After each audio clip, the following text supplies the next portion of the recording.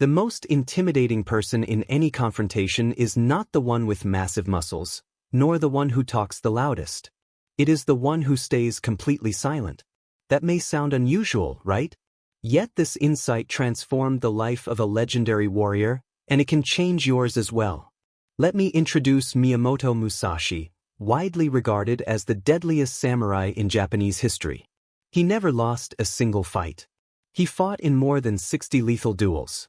60 encounters where losing meant immediate death. But here is the key point. Musashi's advantage was not the speed of his sword or the force of his strikes.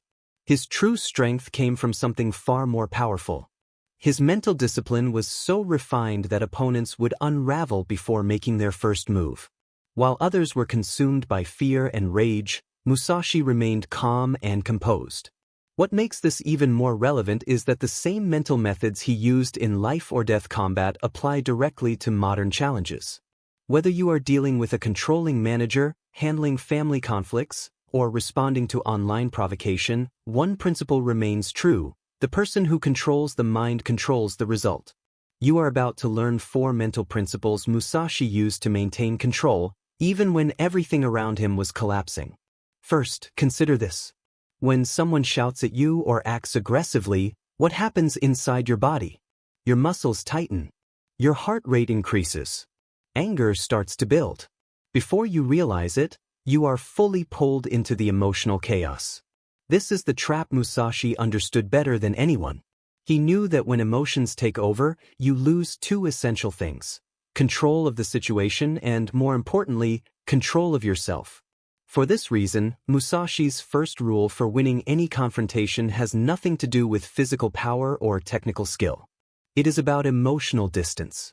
So what exactly is emotional distance?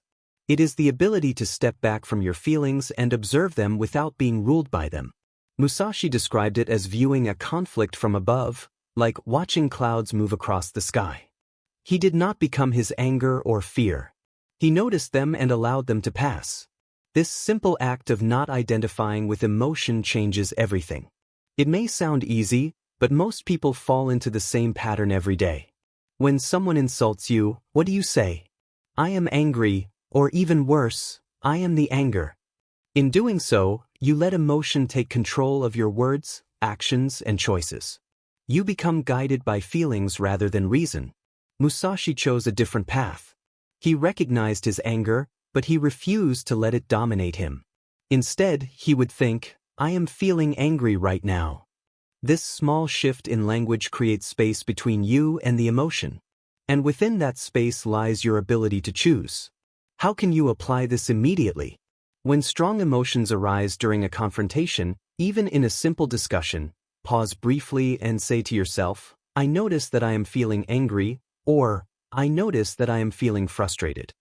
Labeling the emotion creates separation. Over time, that gap grows, giving you greater control. The goal is not to deny or suppress emotions, but to prevent them from controlling you. When you create emotional distance, internal tension begins to settle, and that is when real influence emerges. Most people enter confrontations unprepared. They react instinctively, trying to defend themselves in the heat of the moment.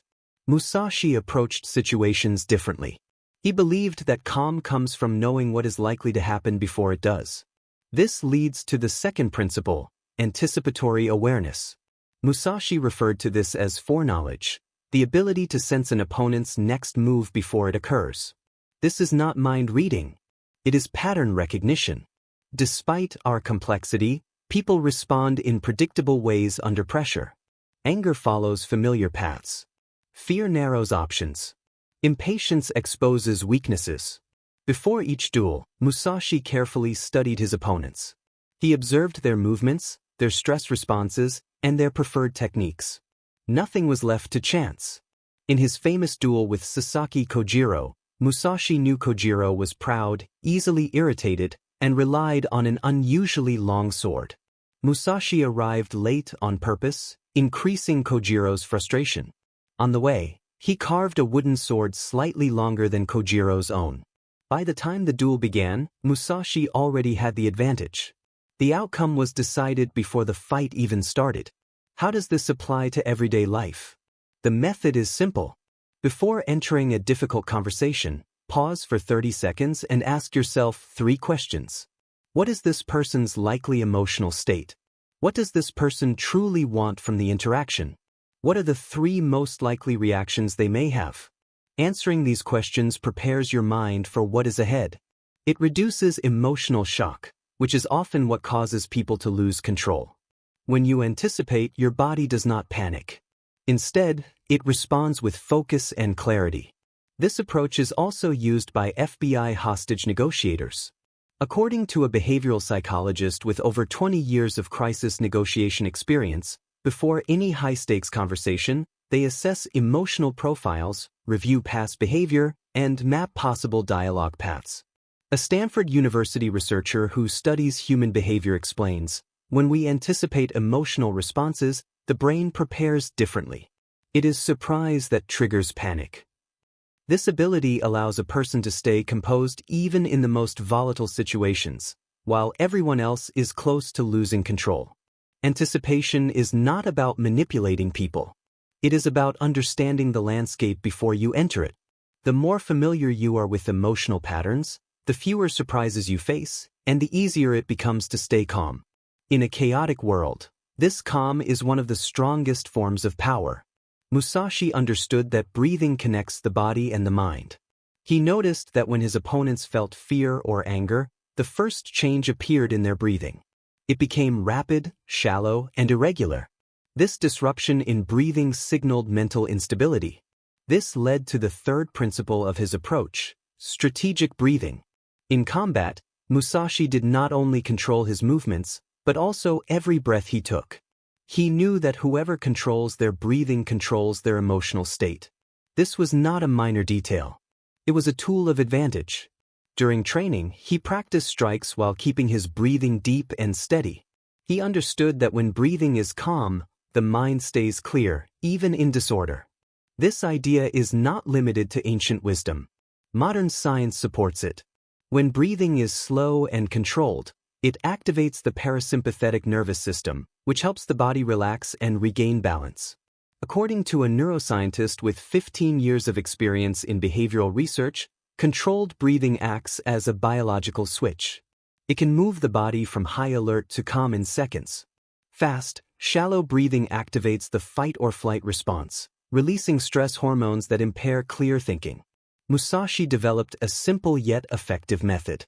Before a critical moment, he took 1 deliberate breath. He inhaled deeply through his nose for a count of 4, paused briefly, then exhaled through his mouth for a count of 6. This single cycle aligned his body and mind, creating calm within pressure. You can apply this same method today, during a tense meeting, a difficult conversation, or before sharing uncomfortable information. 1 intentional breath can make a difference. Inhale through your nose for 4 seconds. Hold briefly. Exhale through your mouth for 6 seconds. Even 1 cycle helps reduce tension and sharpen focus. Repeat it 2 or 3 times, and you will feel the effect spread throughout your body. This form of breathing works like an internal reset. It reminds you that regardless of external chaos, you can create stability within yourself. For Musashi, this calm was the basis of success. For us today, it is the foundation of a clearer, more balanced, and more effective life. Now imagine being in the middle of a heated confrontation. Emotions are intense. Words are sharp. The atmosphere is tense. Most people respond automatically. They try to win, prove they are right, or strike back emotionally. Musashi approached these moments differently. He did not act to satisfy his ego. He acted with intention. This leads to the 4th principle, purposeful action. Musashi believed that acting without a clear aim was the same as fighting without direction. His opponents often entered duels driven by anger, pride, or fear of defeat. Musashi, however, maintained a precise focus. He knew exactly what he wanted to achieve with each movement and each decision. He wrote, "The warrior should not seek to attack first, but remain focused on the greater objective." This sense of purpose kept him from being overwhelmed by emotion. In modern conflicts, this clarity is even more important. Think about how many arguments begin with a valid issue, then drift into blame, old grievances, and unresolved pain. This happens when the original purpose disappears.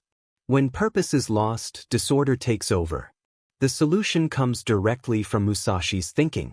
Before entering any conflict, whether a serious discussion, a tense meeting, or even a sensitive message, pause and ask yourself, what is my true goal here? Answer with one clear sentence that acts as an emotional anchor. For example, I want to resolve this misunderstanding without creating more harm. I want to express my position respectfully. I want to protect my peace. During the exchange, when emotions rise, repeat this purpose internally. This keeps you steady and reduces impulsive reactions. Your words and actions begin to serve your goal, not your bruised pride. Here is the surprising part. Having a clear purpose does not mean being detached or uncaring. Instead, it allows emotions to support something meaningful rather than work against you. This focus can turn confrontation into a chance for growth instead of destruction. Musashi understood this deeply.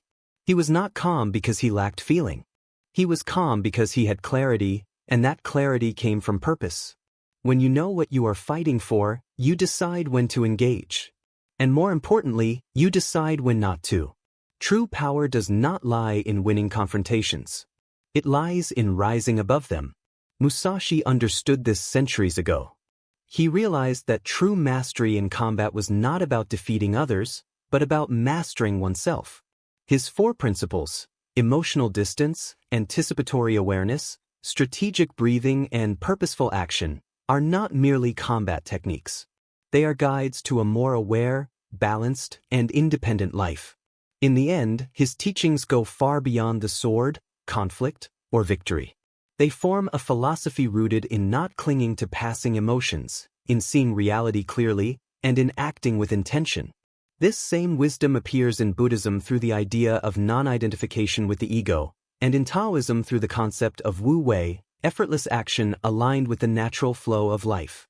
Today, we live surrounded by constant conflict. Social media, traffic, politics, relationships, everything seems designed to provoke immediate reaction. Yet the truly powerful person today is not the one who shouts the loudest or strikes the hardest.